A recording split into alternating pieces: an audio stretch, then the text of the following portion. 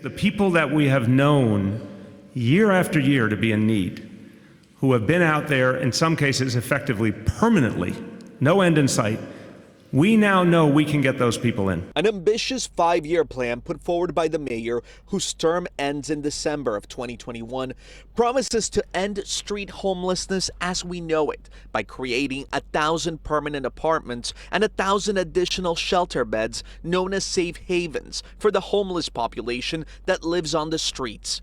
The move, which would cost taxpayers an additional $100 million a year, would allow unsheltered New Yorkers to more easily transition into permanent housing. We want to not have any barriers to prevent our ability to bring them in from the streets, so there's not an employment requirement. The safe havens allow unsheltered individuals who may be wary of traditional shelters to sleep in a bed inside places like church gymnasiums. The safe havens work in large measure because they're smaller, they're more intimate. Organizations like Catholic Charities have already pledged 5 sites where 25 to 50 beds may be added. As far as permanent housing, the city will reach out to building owners that have vacancies and connect them with unsheltered people who need them.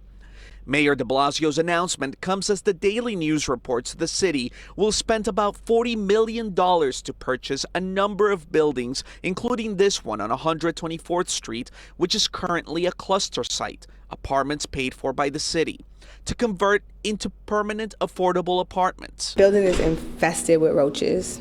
There have been rats in the building. Too much, trespassing. A lot of activity as far as drug addicts come in. The city does want to turn all the apartments here into permanent housing, but clearly the residents who have already spent years living in this building are unhappy with the way things are going. We're still in the midst of negotiations about those buildings, and obviously conditions are always an issue as part of the negotiations. When we visited after the Daily News initially reported on the conditions, the building was cleaning up. We reached out to the current owner and are waiting to hear back.